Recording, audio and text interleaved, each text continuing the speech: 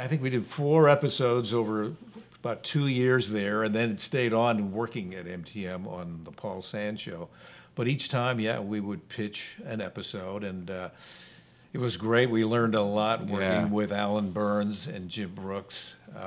Just fun guys to be around, and it was a great experience. And Ed Weinberger too, and Treva Silverman was there too, and that was their staff, really, a very small staff.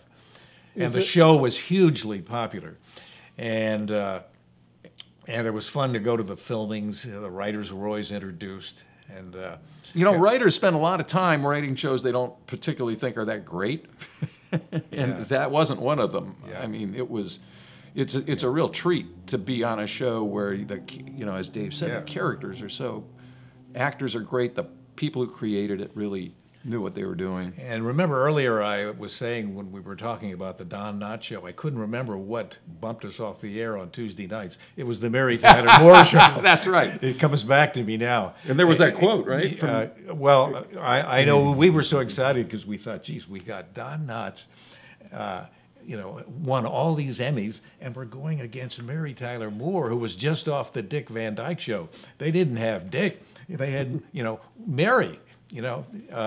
Dick was the funny guy.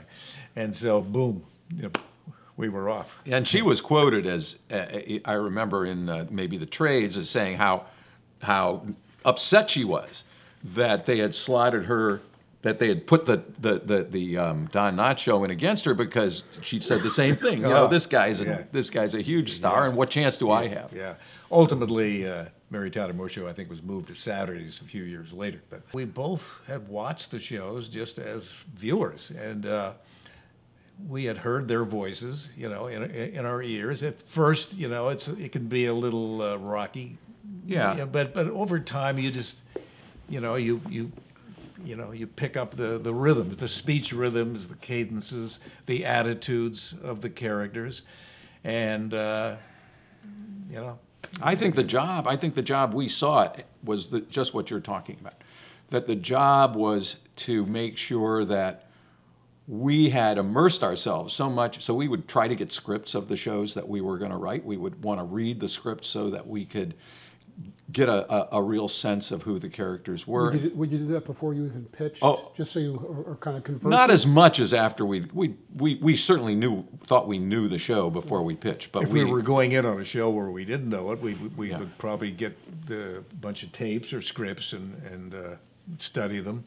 I don't know. I think we felt pretty secure on the Mary Tyler Moore show, and the story meetings with Jim and Alan and Ed were very detailed. I mean, you left there with a ton of notes, and you knew every scene, and you knew every attitude. Some jokes.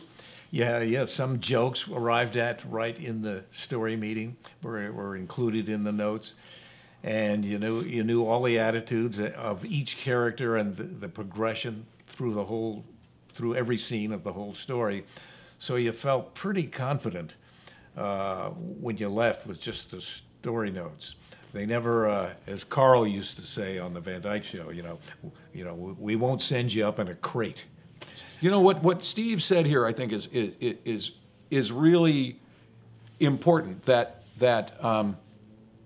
the reason one of the reasons you get hired from one show to another is because you understand that your job is to come up with a really good facsimile of what that show is. We knew writers who would get a job on a sitcom and they would say, well, it's okay, but I know how to do it better.